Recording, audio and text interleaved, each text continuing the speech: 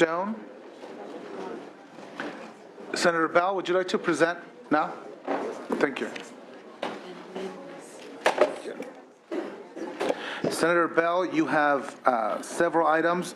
My understanding is you are waiving presentation on SB 11, SB 29, SB 205, and SB 515. Is that correct? I think so. I have two bills I'm presenting. You're presenting on two bills. Let's begin with your first bill item, members. This is an item for suspense. It's SB 12. Yeah, SB 12. I'd like to present SB 12 first. Thank you, Mr. Chairman and members. It's my pleasure to present to the Appropriations Committee SB 12. In 2010, I authored AB 12, which extended foster youth benefits from 18 to 21.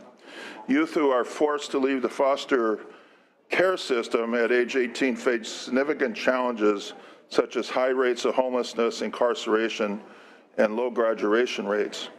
Currently, some youth who are in the foster care system who cross over into the juvenile justice system are not receiving their benefits when they exit juvenile hall or juvenile facilities. This is happening because their placement order for extended benefits essentially disappears when they cross over. However, the original intent of AB 12 was to include this population. These children slip through the cracks because the child welfare system and the delinquency system, based on estimates from organizations working in the field, we believe the total impacted population in this bill will be roughly 221 youth annually. We estimate that 70% of those will opt to re-enter foster care system. This would mean the annual cost for extending the foster care benefits for these youths would be shy of $1.6 million annually. The youth who would qualify for this extended benefit are youth that have court-ordered termination for their placement in either foster care or probation. Now, the committee analysis included numbers of youth who have exited foster care. However, if we include all youth who have exited foster care, we will be including youth that have aged out of the system for other reasons than exiting. This is not the population served by SB 12. Further, when extending the benefit for these youth, we would increase costs to the state.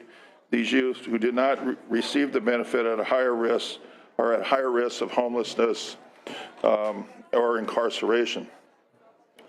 Now, it's estimated that between shelters, emergency rooms, jails, each homeless person costs about $40,000 a year.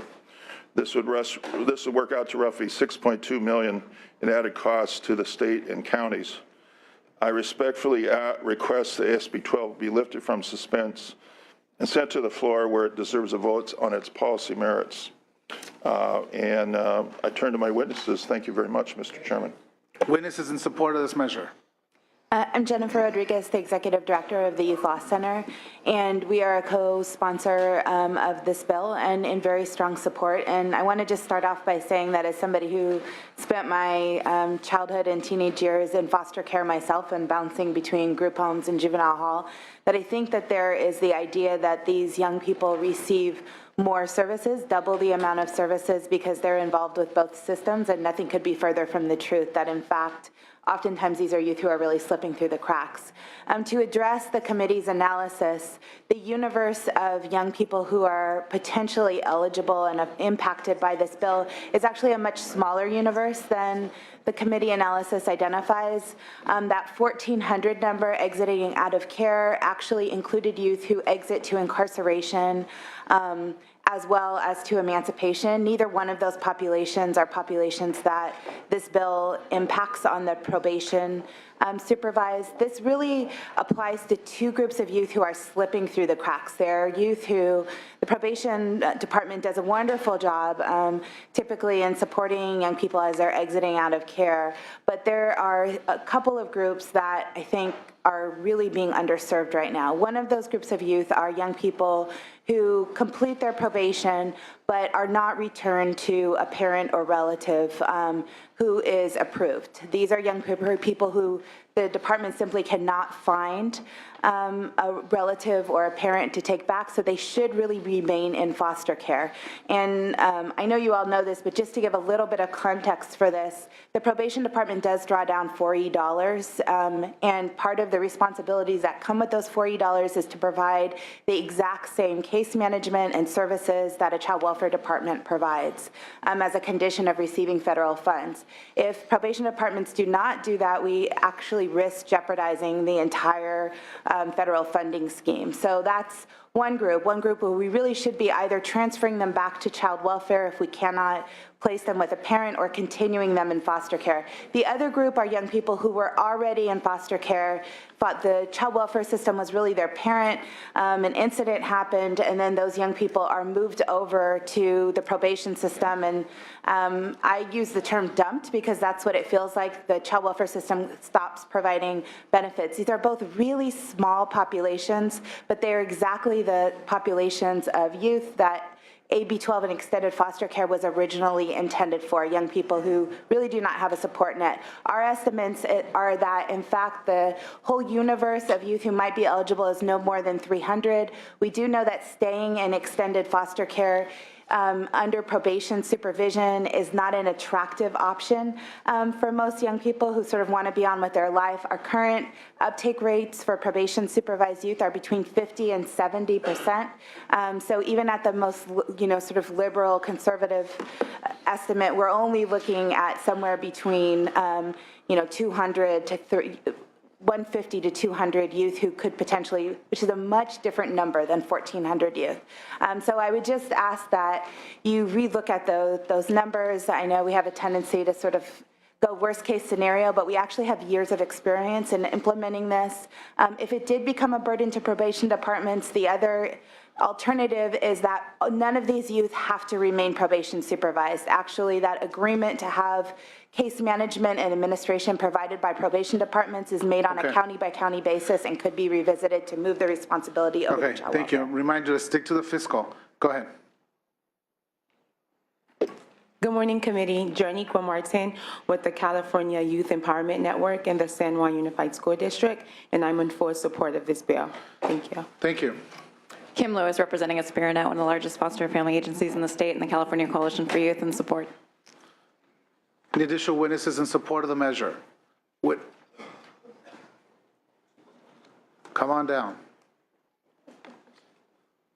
I wasn't going to speak on this bill, but I am an executive board Okay, if you can speak on the microphone, please, so we can have you for the record. It's okay. My name's Karen Liggett. I'm from Yuba, Sutter area, and I'm on the homeless executive board for our area. We just did a point in time for the homeless, and we have a majority of youth that are homeless in our area, going from Chico on down. And so this issue is a big problem. Thank you. And I'm on the executive board. We're having a meeting again tomorrow on this issue to try to help the youth to find permanent housing. Great. But there is a problem with, the transition from foster home into society. A lot of them are homeless. Thank you. Thank you for coming. Have a nice day. Witnesses in opposition, please come forward.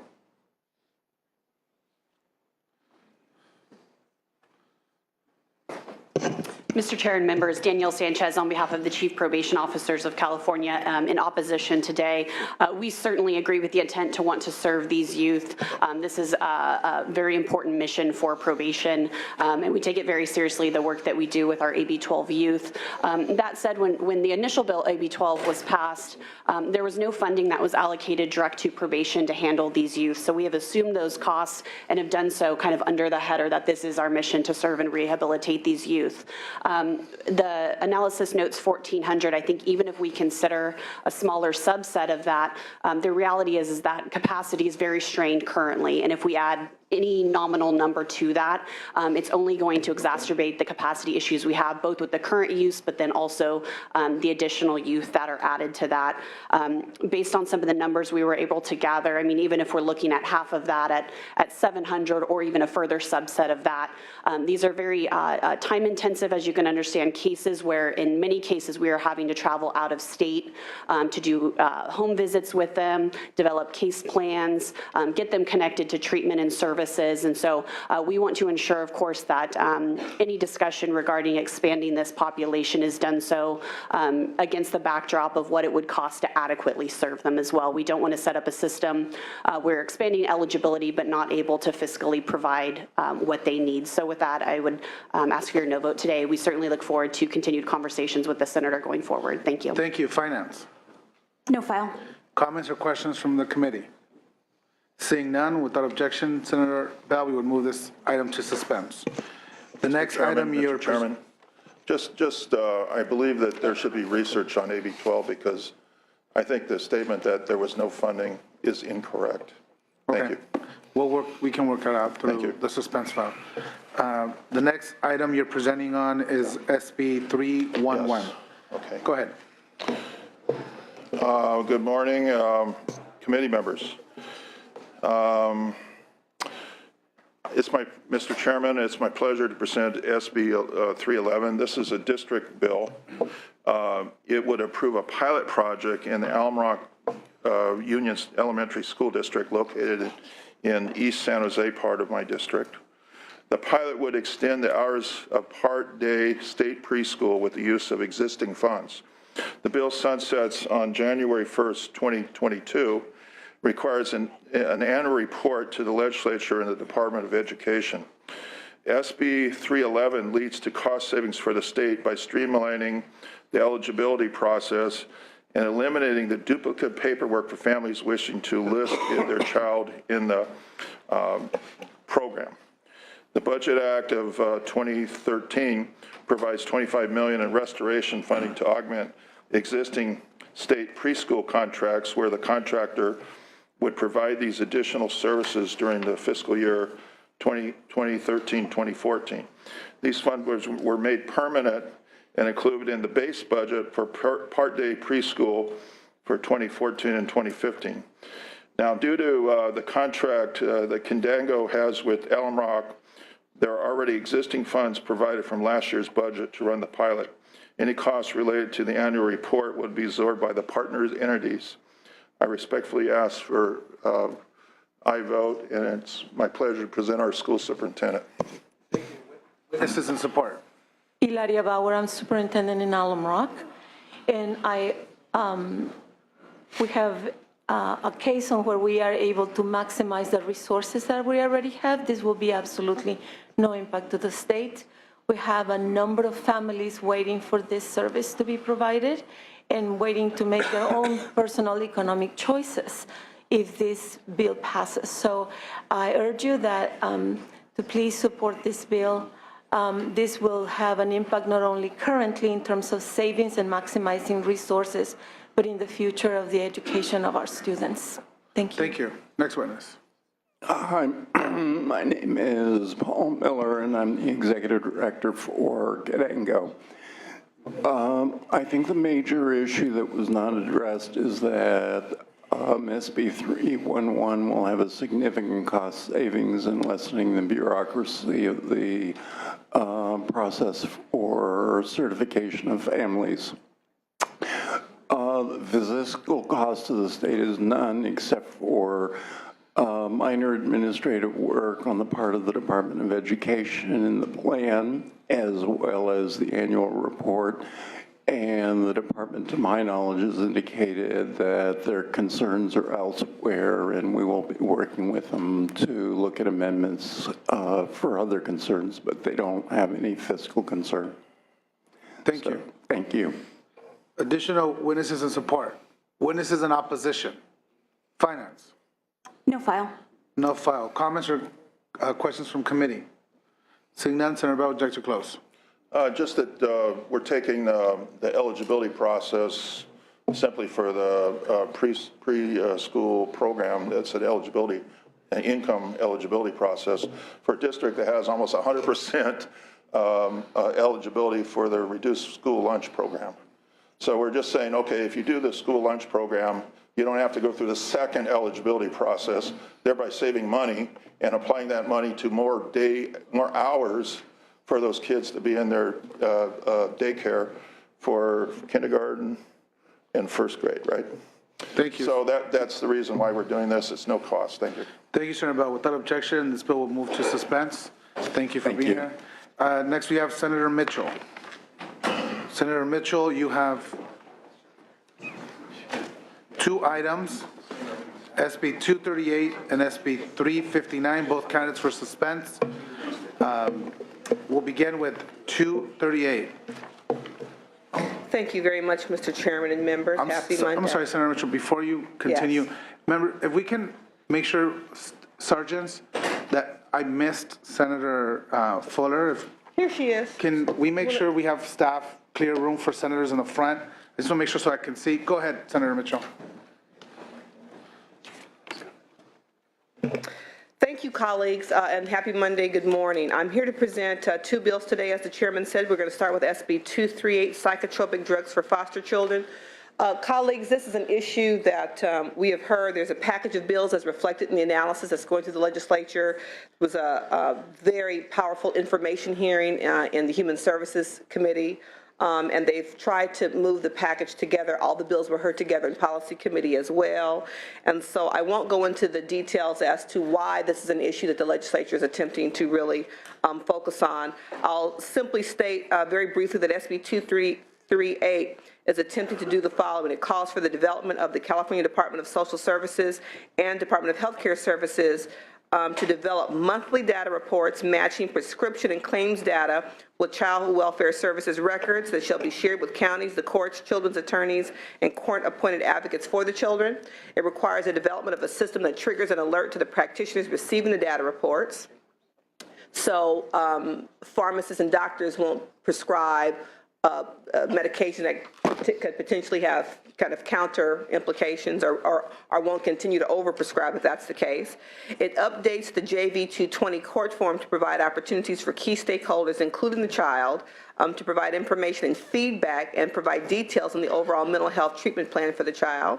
And it mandates training for physicians, child welfare social workers, foster children, caregivers, attorneys, court-appointed advocates.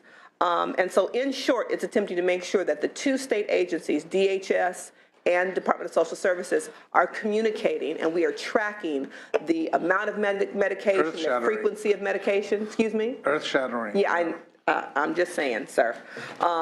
We have had a compelling testimony from foster care youth who talk about the number of medications that have been prescribed, the impact it has on their physical and mental well-being, the fact that sometimes these medications are prescribed out of the context of an overall mental health plan. And so as the analysis dictates, this is one of those issues where to do right might cost us some money. Clearly, it costs money because we're talking about training. We're talking about implementing and instituting a system to protect the mental health and well-being of foster care kids, who are our charges and our responsibility. And so I'll ask for your favorable consideration when you take up suspense file. In short, Kathy Sinderling from Child Welfare Directors Association. Thank you. Witnesses in support. Thank you, Mr. Chair and members. Kathy Sinderling with the County Welfare Directors Association. We're very proud to co-sponsor this legislation with the National Center for Youth Law. It's intended to help enhance our social workers' ability and the ability of others who serve children to provide that oversight that's necessary, as Senator Mitchell indicated. We really appreciate the fiscal analysis. As noted in the analysis, there are a lot of pieces to the bill. A couple thoughts that we'll be working with your staff on as the bill is on suspense. We are attempting, where possible, to build on efforts that are already underway between the Departments of Social Services and Department of Healthcare Services to develop the data reports that the bill calls for. We're also hoping to work with the Judicial Council to better define the periodic oversight that's in the legislation, to make it clear that that could be in conjunction with the 6-month hearings that we already do for these children while they are in foster care. We believe that the bill may also result in a reduction in the overall number of children who are receiving psychotropic medications, something something we'd like to talk with your staff about as well. They've seen that in other states where they've provided additional oversight of this nature. On the natural, the numbers have gone down. So in short, we really look forward to working with you and your staff as the bill's on suspense to make sure that it has all due consideration, and urge your support when the bill comes off. As you know, we are these children's parents, and so we need to do right by them. We appreciate that. Thank you. Additional witnesses in support. Nicole Wertelman on behalf of the Ventura County Board of Supervisors in support. We also believe this will have cost savings on the front end with reductions in medications, as well as on the back end with better outcomes for foster children. Thank you. Additional witnesses in support. Witnesses in opposition. Finance. No file. No file. Comments or questions from committee? Senator Bell. Yes, this is, as Senator said, a package of bills. The reduced use of psychotropic drugs result, especially in group homes, significant cost savings to the state as a result of that, because children that are in group homes that, in addition to that, require medication, have a higher rate. They are paid at a higher level. So if these children are not medicated, if a certain number are not medicated or looked at stepping down, it would reduce the rate of payment.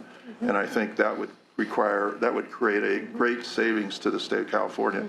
We're talking $7 to $10 grand a month for a foster child, so it would be a significant amount of money. Thank you. Thank you. Additional comments or questions from committee?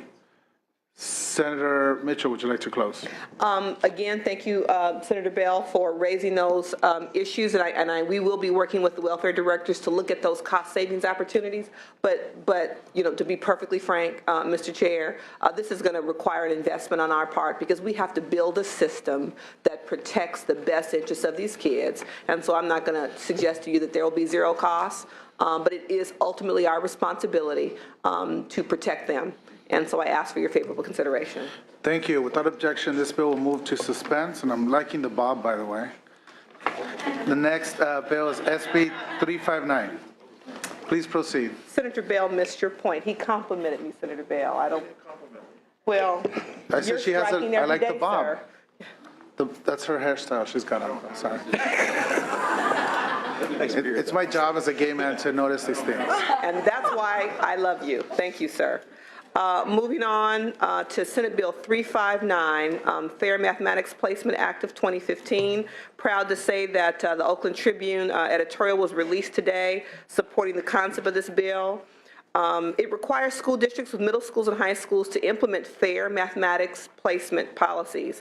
Something called math misplacement occurs when ninth grade students are held back to repeat their 8th grade math course despite having achieved a grade of B or better, or testing at proficient or even advanced on state assessments, instead of being promoted to the next course in the recommended math sequence as a freshman in high school. According to a 2010 Foundation study, nearly 65% of students who took Algebra 1 in 8th grade successfully were made to repeat the class in 9th grade, particularly students of color. Latino, Black, and Pacific Islander students. This bill will require student districts to develop and establish and maintain a mathematics placement policy for 8th and 9th grade students that will consider objective measures as the basis for placement, such as statewide assessments, diagnostic placement tests, and pupil grades. It will also permit multiple checkpoints to assess the student's placement accuracy and academic progress.